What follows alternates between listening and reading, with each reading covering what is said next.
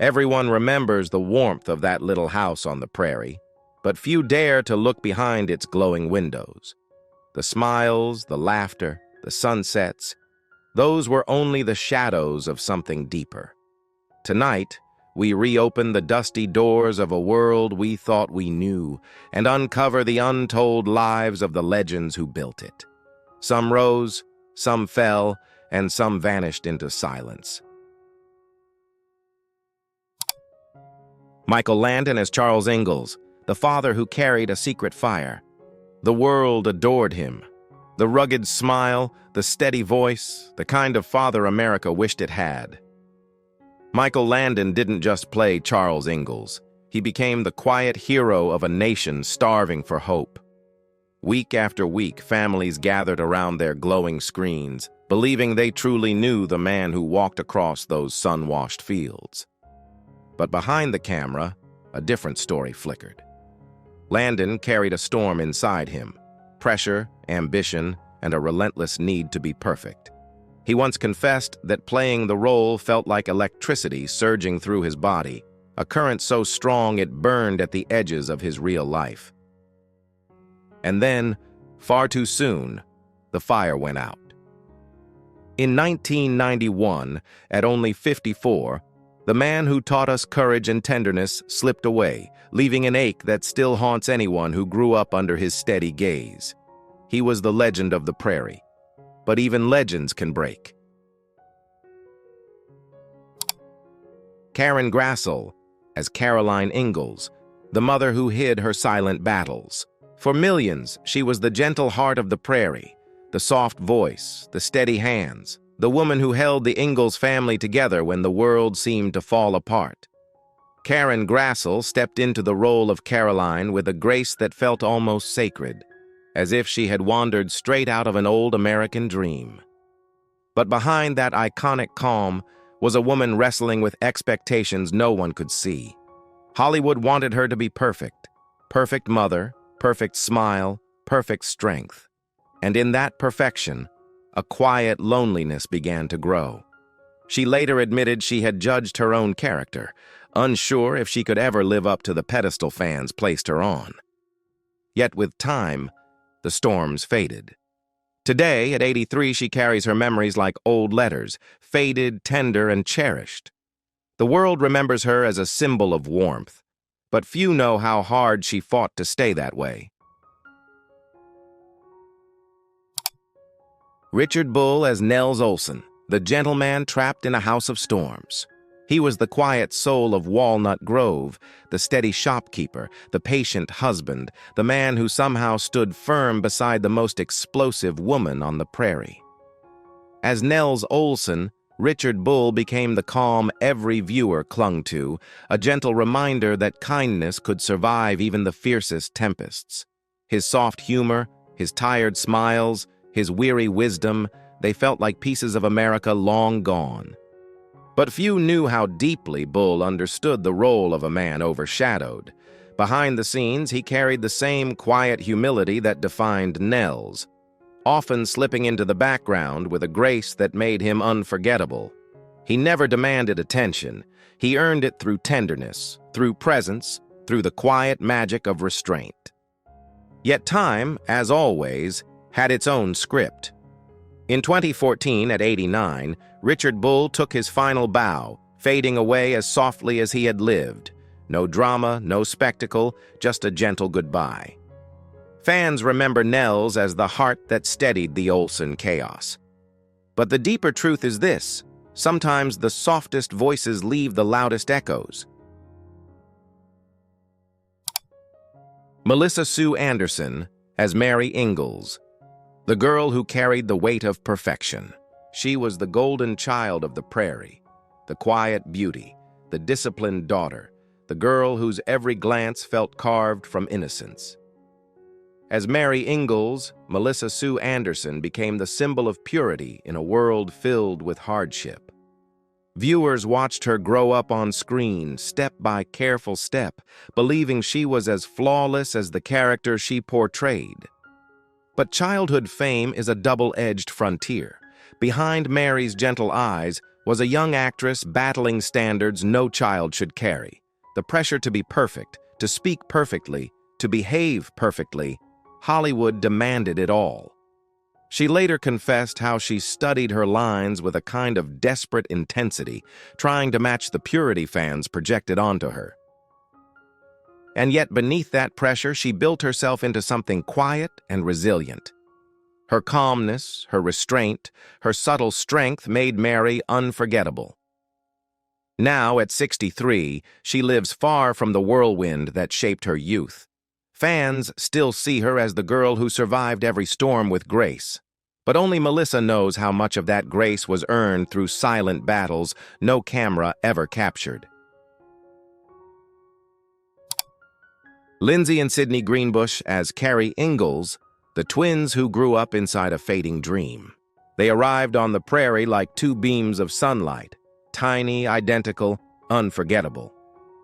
At just 4 years old, Lindsay and Sydney Greenbush became the living symbols of innocence in a world America longed to remember. Viewers adored them, families protected them. Their laughter, their wide eyes, their small footsteps brought a warmth no script could manufacture. But childhood fame has a strange way of blurring the years. What seemed magical on screen became fragmented off it. Memories scattered like old film reels left too long in the sun. They were too young to grasp the weight of the spotlight, too young to understand why people loved them, and far too young to notice how fast everything slipped away. One of them would later say, "We lost touch for 30 years, a single sentence that reveals a lifetime of distance." Now, in their 50s, they live quiet, separate lives, the prairie long behind them. The fame softened into nostalgia.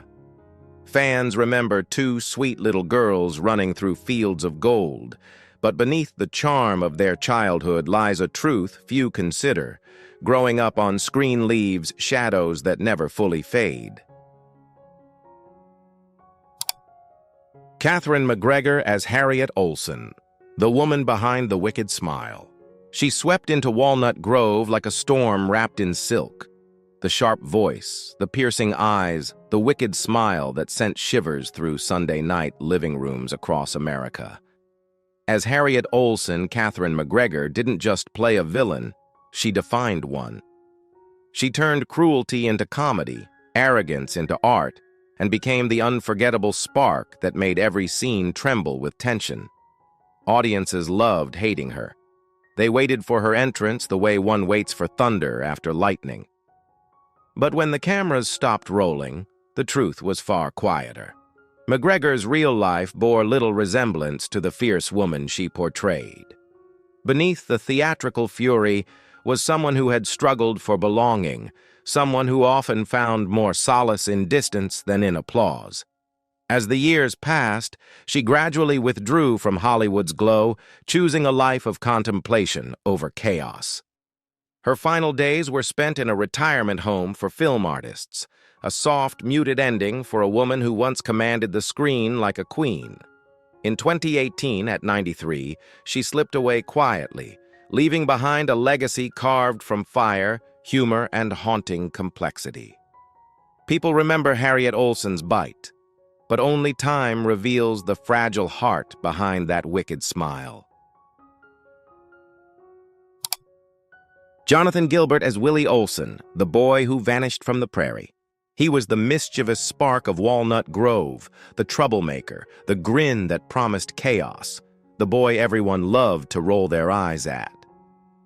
As Willie Olsen, Jonathan Gilbert brought humor and unpredictability to the prairie, turning every scene into a small, memorable storm.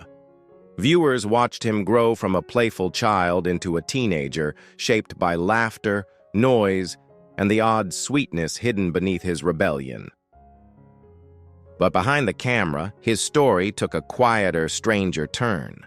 While others stayed connected to the legacy of Little House, Jonathan slipped away, first from Hollywood, then from the public eye entirely. No interviews, no reunions, no nostalgic reflections. It was as if the boy America once knew had simply stepped off the prairie and kept walking. Those who worked with him remembered him fondly. Bright, curious, unpredictable, but none could fully explain his vanishing act. He grew up in the spotlight and then chose a life where no spotlight could reach him. Now in his 50s, he lives far from the legend that shaped his childhood, a ghostly figure in a story the world still cherishes. The Prairie remembers Willie's grin. But the man behind it chose silence over fame, a mystery that still lingers like an unfinished chapter. Kevin Hagen as Dr. Hiram Baker, the healer who couldn't escape his own fate. He was the quiet guardian of Walnut Grove, the doctor who arrived with steady hands, soft eyes, and a kindness that felt carved from an older, gentler America. As Dr. Hiram Baker, Kevin Hagen became the man everyone trusted, the healer who brought hope to a frontier that knew more loss than comfort. His presence was calm, reassuring, almost holy. Viewers believed in him, not just as a character, but as a symbol of the good that still existed in a harsh world. But behind the warm bedside manner was a man fighting battles far more unforgiving than any scripted illness. Hagen carried the weight of a life spent in motion, drifting between roles, towns, and eras. Off-screen, he was thoughtful, private, and often more vulnerable than the doctor who always knew what to say. His colleagues remembered how he filled each scene with sincerity, even when the cameras weren't rolling. Then, in the summer of 2005, the story took its darkest turn. At 77, Kevin Hagen lost his fight with cancer, slipping away quietly in Oregon. There were no heroic speeches, no dramatic goodbyes, just a gentle exit, as if he had finally allowed himself to rest. Fans still remember the doctor who healed a town, but behind that trusted smile was a man no one could save, not even himself. Alison Arngrim as Nellie Olson, the girl America loved to hate. She burst onto the prairie like a glittering bolt of lightning, blonde curls, icy stare, and a voice sharpened to perfection. As Nellie Olson, Alison Arngrim became the embodiment of childhood cruelty, the girl who made millions of viewers clench their teeth every Sunday night. She was outrageous, theatrical, impossible to ignore, and utterly unforgettable. America despised Nellie, yet couldn't look away. But behind that villainous smirk was a young actress fighting her own private storms. Alison stepped into the role at just 12, carrying a burden far heavier than her character's lavish dresses. The world believed she was Nellie, mean, privileged, merciless, but off-screen she was shy, wounded, and searching for a voice that had been taken from her long before fame arrived. In later years, she revealed the truth. Playing the town terror felt like stepping into armor. The role didn't just change her career, it saved her. It gave her the power to shout, to fight, to exist in a world that had silenced her for too long. Now at 63, she embraces the legacy that once felt like a curse. Fans still call her Nellie, still shudder at the memory of her wicked laugh. But Alison's real story is not one of cruelty, it's one of survival. She wasn't the monster of the prairie. She was the girl who turned pain into power. Matthew Laborteaux as Albert Quinn Ingalls, the lost boy, searching for a place to breathe. He entered Walnut Grove like a frightened shadow, thin, guarded, and carrying the kind of hurt no child should ever know. As Albert Quinn Ingalls, Matthew Laborteaux became the face of every lost boy hoping to be chosen, to be loved, to finally belong. Viewers watched him transform from a street-hardened orphan into a son with a fragile but fighting heart, a symbol of redemption on the prairie. Yet off-screen, Matthew's journey held its own quiet storms. Adopted as an infant and facing early developmental struggles, he learned to survive through determination rather than ease. Acting demanded more from him than it did from others. But he met every challenge with a rare, steady resilience. The cast remembered how deeply he felt each scene, how Michael Landon's presence pushed him to dig into emotions far beyond his years. Now, at 58, far from the glow of Hollywood, he lives a life of privacy and peace. Fans still cherish Albert's story, a boy broken by life, healed by love. But beneath that role was a truth even more powerful. Matthew didn't just portray strength, he earned it. Dabbs Greer as Reverend Robert Alden, the quiet voice that held a town together. He wasn't the loudest man in Walnut Grove, nor the most dramatic, but he was its soul. As Reverend Robert Alden, Dabbs Greer carried a calm that felt almost sacred. His sermons drifted through American living rooms like warm Sunday sunlight, offering comfort to families who needed to believe that goodness still had a place in the world. He became the gentle shepherd of the prairie, guiding characters and viewers alike with a steady, unwavering grace. But behind that soft-spoken strength was a man shaped by decades of Hollywood's shifting tides. Greer had seen eras rise and crumble, sets built and abandoned, dreams bloom and die. Off-screen, he was humble and deeply human, kind to everyone, always patient, always aware of how fleeting fame truly was. In 2007, at 90, he slipped from this world with the same quiet dignity he brought to every scene. No headlines, no spectacle, just a peaceful ending to a long, devoted life. Fans remember the pastor who healed hearts with words. But the deeper truth is this: Dabbs Greer carried the weight of a town's hope, even as his own burdens remained unspoken. Dean Butler as Almanzo Wilder, the quiet stranger who stole America's heart. He rode into the prairie like a dream carved from sunlight, confident, steady, with that calm cowboy charm that made audiences lean a little closer to their screens. As Almanzo Wilder, Dean Butler became the man every young viewer admired and every young girl secretly adored. His arrival marked a new chapter for Little House, one filled with tenderness, hope, and the first sparks of a love story that still lingers in America's collective memory. But fame carries its own shadows. Behind the easy smile and effortless poise was an actor grappling with the pressure of stepping into a beloved legacy. Dean often felt like an outsider, walking into a family that had already lived a lifetime together. Every scene with Melissa Gilbert, every glance, every touch had to feel real, honest, perfect. And the world watched closely, waiting for flaws. Yet Butler delivered with a quiet brilliance that made Almanzo unforgettable. Off-screen, he was thoughtful, reserved, far from the confident hero he portrayed. He later admitted the weight of playing a character so deeply rooted in American nostalgia, a responsibility both thrilling and terrifying. Now, at 69, Dean Butler looks back on those days with gratitude, carrying the memory of that windswept romance like a cherished photograph. Fans remember the man who won Laura's heart, but they rarely see the truth. It took courage, real courage, for Dean Butler to step into a legend and make it his own.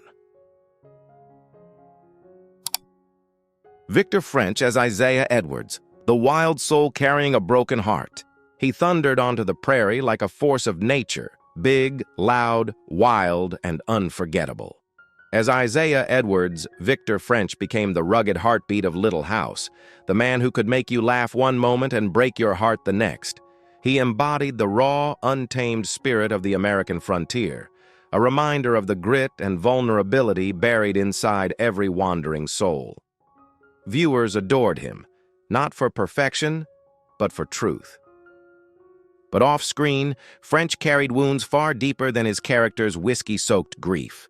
Behind the booming laugh was a man wrestling with demons, losses, disappointments, and the relentless grind of an industry that demands everything but gives little back. Michael Landon saw the pain in him, and their friendship became legendary, two men bound by talent, loyalty, and shadows only they understood. Then came the turn no script could soften. In 1989, at just 54, Victor French lost his battle with lung cancer. His departure was sudden, devastating, like a campfire blown out before dawn. Even Landon, the man who rarely broke on camera, struggled to speak his friend's name without trembling. Fans remember Edwards for his wild humor and aching tenderness. But the real story is this: Victor French lived and died with a heart too big for the world to hold. Melissa Gilbert as Laura Ingalls, the girl who grew up under America's gaze. She wasn't just the star of Little House on the Prairie. She was the Prairie. With her wide eyes, fierce spirit, and sunlit innocence, Melissa Gilbert became the face of a generation.